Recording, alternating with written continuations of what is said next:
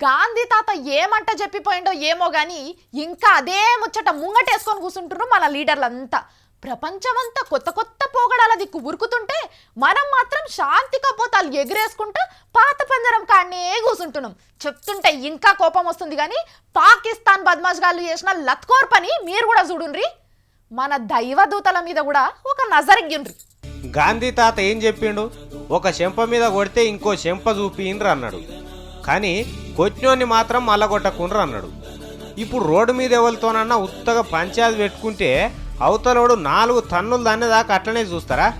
మొదటి దెబ్బ కొట్టినప్పుడే చేయి మడత పెట్టి తోముతాం అంటే గాంధీ తాత కాలం పోయినట్టే కదా. మరి మన పక్క పొంటి ఉన్న పాకిస్తానోడు వానికి బుద్ధి పుట్టినప్పుడల్లా మన సైనికులను కాల్చి చంపుతుంటే ఇంకా గాంధీ గారి ముచ్చట్నే యాది పెట్టుకుంటా కూసుందామా అంటున్నారు జనం.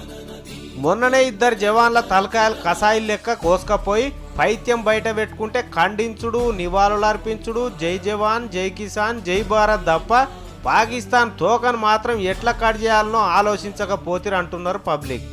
ఇట్లా ఊకుండేపటికే మళ్ళొక 5 మంది జవాన్లను పిట్టెలను కాల్చినట్టు కాల్చిండ్రు మొన్ననే. ఇంకా ఎన్ని రోజులు ఊకుందాం? ఊకున్నా కొద్దికి అవతలోడు ఉరుకులాడబట్టే. నీతి జాతి లేనోడు చేస్తాడు ఇటువంటి దొంగ దెబ్బలు, దొంగ కాల్పులని అనుకొని ఊకుందామంటే మన సైనికులకు ఏమన్నా ఆత్మస్థైర్యం ఉంటుందా? అటు పాకిస్తాన్ బద్మాషిగాలని ఏమనకపోతిమి, మన జవాన్లకు ధైర్యం అన్న చెప్పలేకపోతిమి. ఎట్లా మరి? ఎక్కడెక్కడోళ్ళు వచ్చి జనం సొమ్ముతో నడుస్తున్న పార్లమెంట్ ఒకటి ఉన్నది కదా అని ఎల్లి మీద మళ్ళీ మీద ఎల్లి ఇట్లా మన లీడర్లు ఒకరినొకరు తిట్టుకుంటందుకే సరిపోతుంది. కానీ భగోని పట్ల ఎట్లా చేయాలని మాత్రం ఆలోచించిన పాపాన పోతలేరట.